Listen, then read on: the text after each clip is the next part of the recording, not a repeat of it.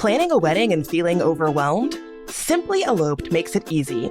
With over 14,000 elopements and vow renewals planned and 37 stunning U.S. destinations, the planners at Simply Eloped have you covered. Their all-inclusive packages connect you with over 700 top-tier vendors, cutting stress, cost, and complexity. And no two packages are alike because they customize it for you. Your story deserves ease. Let them handle the hard stuff. You just show up and say, I do. Start at simplyeloped.com.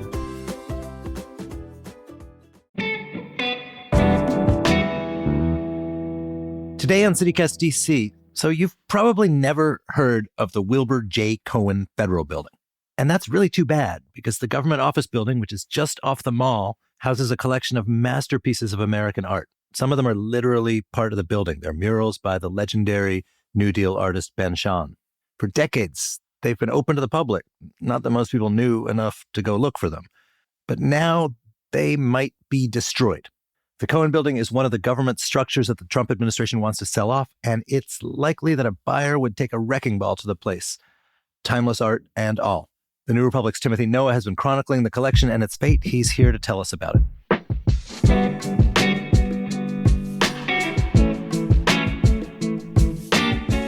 Today is Thursday, November 20th. I'm Michael Schaefer, and here's what DC's talking about.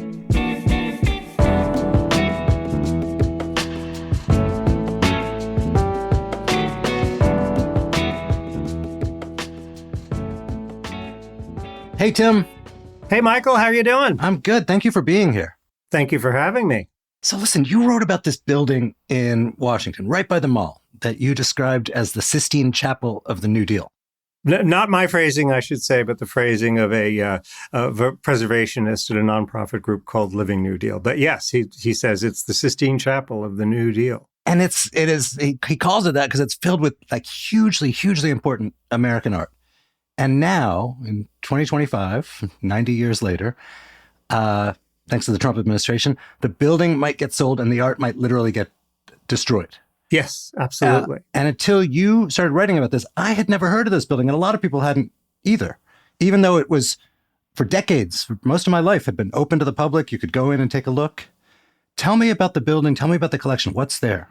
This was a building, it's called the Wilbur J. Cohen Federal Building. And when I first heard about it, I thought, I don't know any Wilbur J. Cohen Federal Building. Turns out if you live in Washington, D.C., you have driven past it 1,000 times. It's across Independence Avenue from the Museum of the American Indian.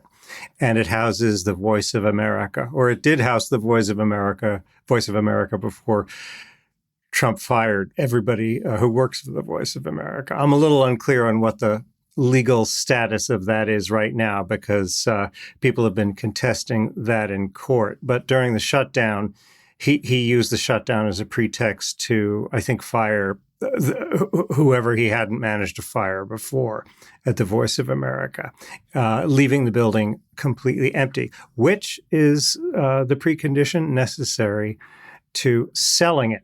Now, this building that I had never heard of houses some fantastic New Deal art. And the reason is that, of course, there are a lot of buildings in Washington that have fantastic New Deal art. But what makes this the Sistine Chapel is that this building was intended originally to house the Social Security Administration. It started being built right after the Social Security Act was passed in the 1930s. By the time it opened in 1940, the United States was on the verge of going to war. And so the building was requisitioned for the war effort by the War Production Board. After the war, I think there was a brief time where some agency that was somehow connected to Social Security was there for a while, but mostly it was occupied by the Voice of America after World War II. Anyway, because it was built to house the Social Security Administration, it was the Treasury Department which had a big art program during the New Deal, assigned a lot of very well-known American artists to decorate it with tributes to the notion of Social Security, with social realism, murals that depicted toil and depicted want and depicted all these things that people talked about in the 1930s during the Depression. Who are some of the artists in there? Yes, the artists included Ben Shahn, who's somewhat forgotten today, but he was, one of the most lauded artists of the 20th century at mid-century. And he painted these long murals, which I have not seen. I've tried to get in to see them, and I've not been able to. I'm hoping that now that the government is reopening, that I will be able to get in to see them. But he painted along a long hallway on the ground floor. He painted frescoes depicting life without Social Security on one side, and then life with Social Security on the other side. And I've just seen photographs, but they look absolutely gorgeous. I'm a huge Ben Shahn fan anyway, I must admit. And there's also a Philip Guston pieces in there? There's a Philip Guston mural. Who was just the subject of a big controversial retrospective at the National Gallery. A big retrospective. And, while that retrospective was going on, two blocks to the south, there was this mural hiding behind a blue curtain in the auditorium of the Wilbur J. Cohen building. Some members of Congress last spring held some hearings on selling off federal buildings, and they held one of the hearings in the auditorium of the Cohen building. They had no consciousness of the art that was in that building, and yet this Guston was literally situated right behind them, hiding behind a curtain the whole time they were conducting this hearing about how we have to get rid of all these old buildings, and they're not, what are they worth? They're worth nothing, and so on. So for years up to now, the U.S. government, for people who don't know, the General Services Administration has a very, very large collection of art. They're quite proud of this, and they will say things like, "This is the patrimony of the American people," et cetera, and you can come look at your art, you American citizens. And, we didn't, because we were busy. We were busy driving on. And now in the Trump administration, as part of DOGE, they pushed out huge numbers of employees of the General Services Administration, including a lot of the people who oversee this American art collection.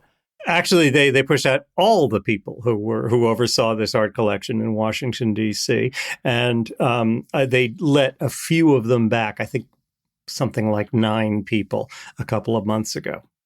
And they want to sell off a ton of the real estate they own in Washington. Some of them sort of not very nice or lamented buildings, but some of them incredibly well located. And this Cohen building is one of them. And these pieces of art, it's not like they're hanging on a wall and they can be moved to a warehouse. These are built into the building, right? They are built into the building.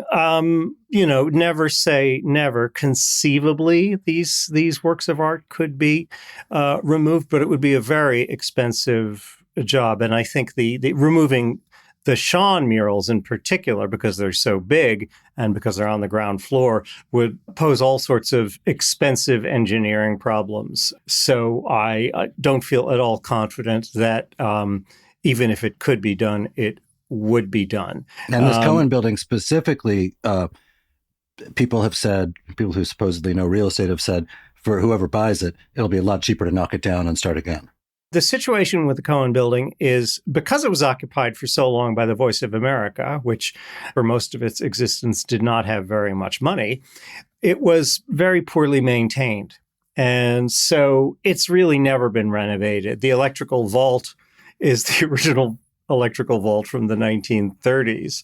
One guy I talked to said, she could blow at any minute. It requires, the GSA considered a renovation plan and came up with, I thought, a very attractive one. But it would cost about $1 billion to renovate. Now, the government has $1 billion to renovate a building, but I seriously doubt the private sector does. And consequently, I think anybody who buys that building is going to pull it down. But wait a minute. This federal collection of art, it has various provisions that this stuff cannot just be gotten rid of. It has to be protected, preserved, etc. Wouldn't that apply to the Cohen building? It should apply, and I'll say two things about that. One is that all of these protections depend heavily on the goodwill of government officials. Guess you're also not supposed to pull down the East Wing. That's right. That's right. But the other thing is, they require consultation. They require the involvement of the GSA's art and architecture staff, which again has mostly been laid off. I strongly suspect nothing has been done to consider how to protect both the art and the architecture in advance of the sale. And the OMB wants to sell these buildings, including the Cohen building, by the end of 2025. And it's November 2025 right now.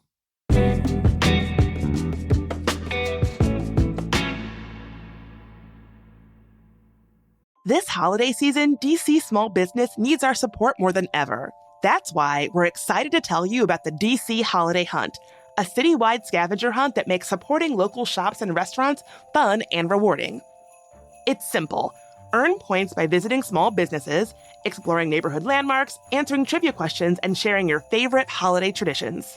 With over $3,000 in prizes from local DC businesses up for grabs, there has never been a better reason to explore our city. The hunt runs from November 23rd through January 3rd.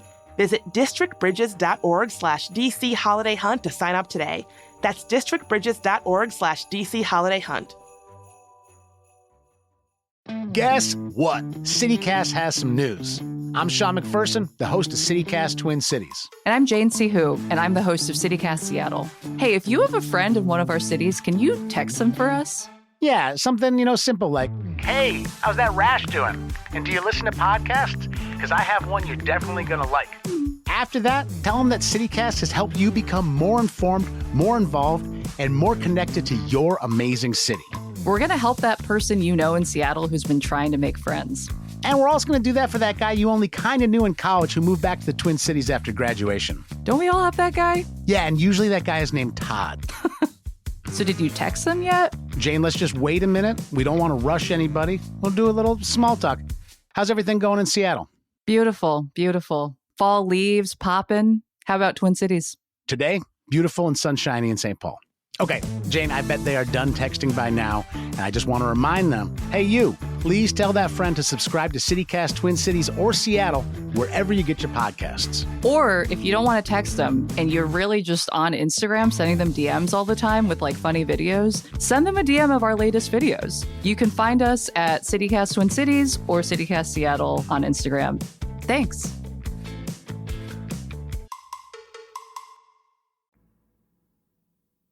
So there's also an incident you wrote about in Trump's pre-presidential days as a developer in New York that gives you reason to think preserving the art in the buildings he buys may not be his top priority. Right. The Bonwit Teller story, which, we saw an echo of in his pulling down the East Wing of the White House. The Bonwit Teller story is that when Trump was building the Trump Tower in the early 80s, he was tearing down the old Bonwit Teller department store on Fifth Avenue. And the Metropolitan Museum of Art said, hey, Donald Trump, if you're tearing that building down, there are some really lovely friezes that we would like to have. Do you think you'd be able to preserve those for us? And he said, sure.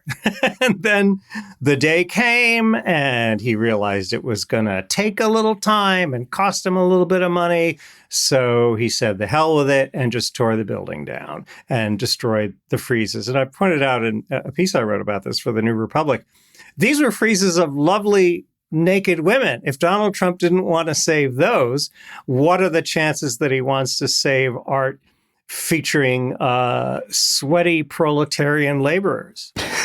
Right. It's you've been beating the drum about this in a number of pieces. You've gotten other people to pay attention to it. part of me wonders, like, why hasn't this gotten more attention? Because it is like an assault on our heritage and, frankly, on our collective property as citizens. On the other hand, like, hundreds of thousands of people are dead because they killed USAID. Lots of our neighbors, friends have lost jobs. The elimination of the Voice of America itself is a huge story. Right. The people who worked in that building among them.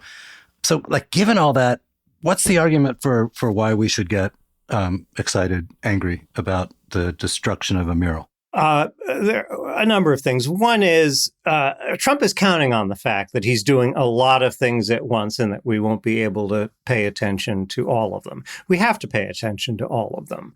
And this is one that I think is slipping through the cracks because it's not the worst thing he's doing, but it's something he's doing that's destroying our physical heritage. And something I've always felt about preservation of art and architecture is that when you destroy cultural resources like this, you're destroying the people who you're killing the people who created them a second time. You are wiping their existence off the face of the map, and which is a terrible tragedy. This is our heritage. This is art that we paid for, or our grandparents or great-grandparents paid for.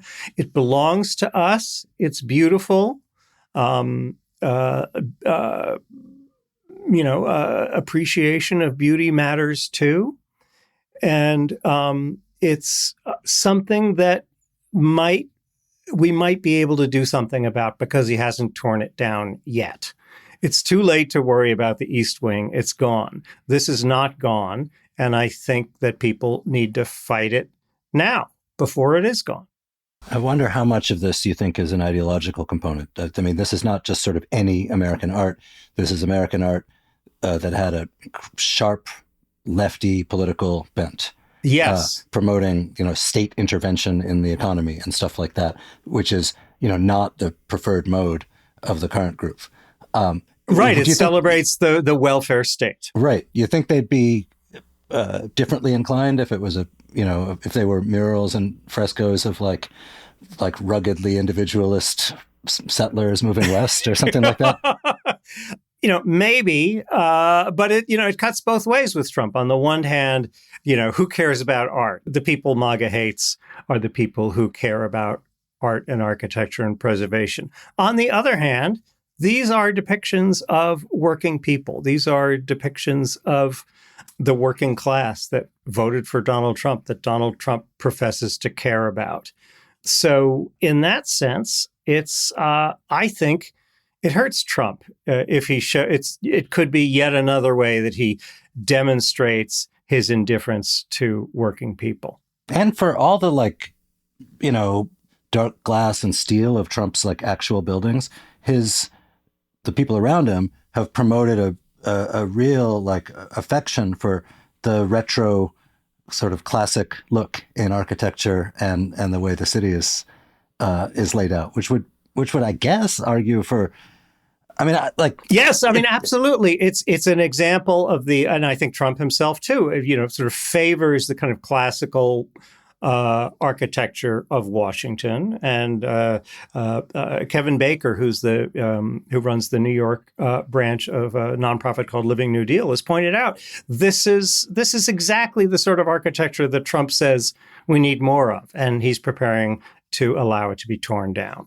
Right, and also, even people who have sort of mixed feelings about preservation in the abstract. This is not like, oh my God, we must maintain the C&O Canal exactly as it was in 1847, even though no one actually uses barges anymore.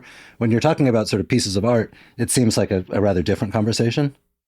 Yes, absolutely. Absolutely. It's a beautiful building. It's a building with beautiful art in it that can be used by a federal agency. You can't beat the location. At a time when federal agencies are supposedly competing to hang on to real estate close to the center of power, this is a building that's about 3 blocks east, I think, of the Capitol.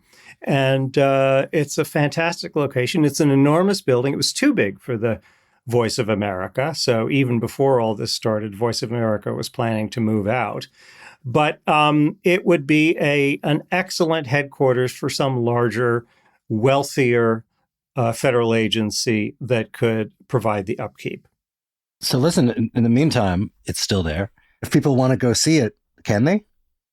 Theoretically, yes. If you theoretically, you can ask the General Services Administration to give you a tour.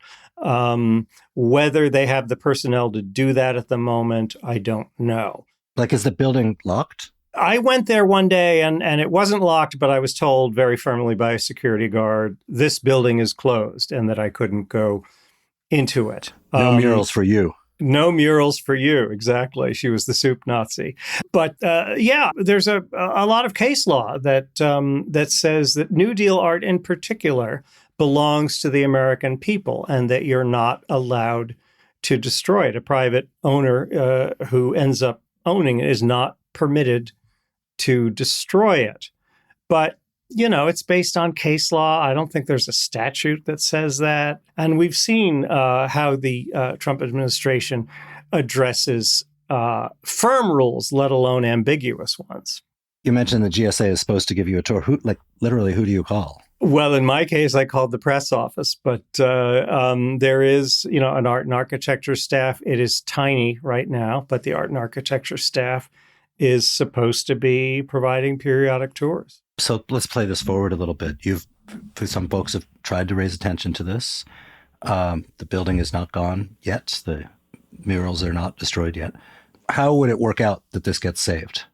I'm not totally clear, but I think probably it will involve taking the government to court and making sure before the building goes on sale or before it's sold, because, they could put it formally up for sale any day now. Before the building is sold, it has to go through the legally required procedures, which again don't provide a lot of protection, but they call for consultation with various government agencies and with outside experts. And I seriously doubt the Trump administration has done any of that. So it can be slowed down. And while it's slowed down, we can try and build up public support to save this, wonderful resource. It would be a great place for a museum. American art right now has to kind of crouch in, has to share the National Portrait Gallery. Wouldn't it be great if we could move the National Museum of American Art into a building of its own? There are all sorts of uses you could think of it for a museum. There are all sorts of uses you could think of it for a government agency.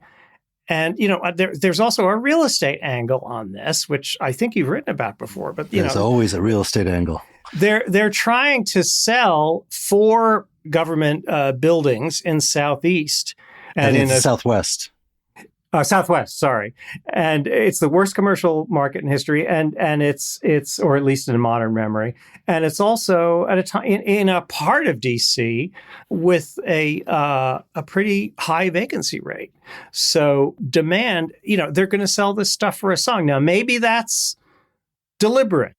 It's almost as if they're not entirely focused on getting best value for these buildings. It is. Joni Ernst is the one who put it up for sale in a provision she put into Congress. Yeah, this is a member of the Senate from Iowa. Yes, slips a provision into an unrelated bill. Yep. To sell this old Social Security building. Right. We don't particularly know why. It's a little mysterious. Yes, one does wonder whether she is acquainted with a potential buyer. I'm not saying she is because I don't know, but it would be a logical explanation. Based on your reporting, you mentioned one of the things that'll have to happen in the end game if people succeed at saving this building is they take them to court. Are there people who are planning to do that or have standing to do that? People are looking at that option right now. There's nothing that's been done so far, and I think nothing probably can be done until the GSA moves formally to put the building up for sale, because at that point you can say, aha, you did not follow proper procedures. Tim, thank you for telling us about this, and please keep us posted. Thank you.